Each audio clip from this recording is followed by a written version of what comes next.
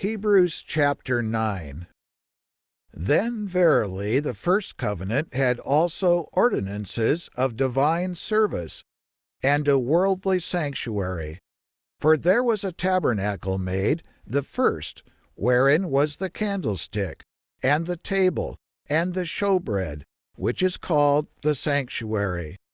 And after the second veil, the tabernacle, which is called the holiest of all, which had the golden censer and the ark of the covenant overlaid round about with gold, wherein was the golden pot that had manna, and Aaron's rod that budded, and the tables of the covenant.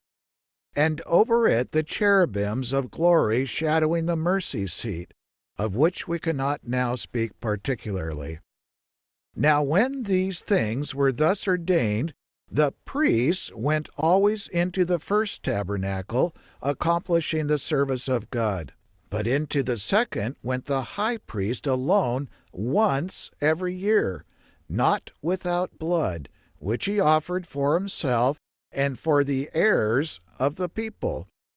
The Holy Ghost this signifying, that the way into the holiest of all was not yet made manifest, while as the first tabernacle was yet standing, which was a figure for the time then present, in which were offered both gifts and sacrifices that could not make him that did the service perfect, as pertaining to the conscience, which stood only in meats and drinks, and divers washings and carnal ordinances imposed on them until the time of reformation.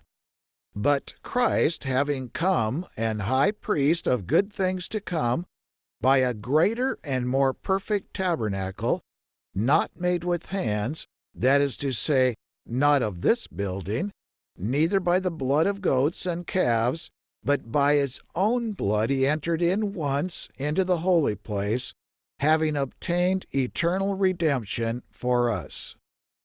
For if the blood of bulls and of goats, and the ashes of a heifer, sprinkling the unclean, sanctifies to the purifying of the flesh, how much more shall the blood of Christ, who through the eternal Spirit offered himself without spot to God, purge your conscience from dead works to serve the living God?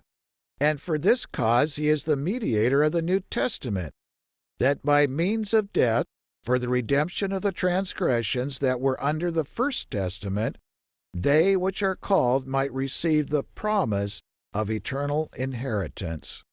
For where a testament is, there must also of necessity be the death of the testator. For a testament is of force after men are dead. Otherwise it is of no strength at all while the testator lives. Whereupon neither the first testament was dedicated without blood. For when Moses had spoken every precept to all the people according to the law, he took the blood of calves and of goats with water and scarlet wool and hyssop, and sprinkled both the book and all the people, saying, This is the blood of the testament which God has enjoined to you. Moreover, he sprinkled with blood both the tabernacle and all the vessels of the ministry. And almost all things are by the law purged with blood, and without shedding of blood is no remission. It was therefore necessary that the patterns of things in the heavens should be purified with these, but the heavenly things themselves with better sacrifices than these. For Christ has not entered into the holy places made with hands, which are the figures of the true, but into heaven itself, now to appear in the presence of God for us.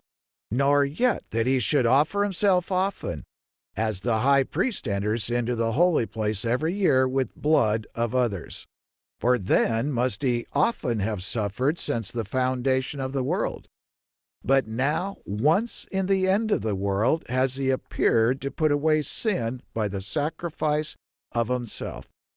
And as it is appointed to men once to die, but after this the judgment, So Christ was once offered to bear the sins of many, and to them that look for him shall he appear the second time without sin to salvation.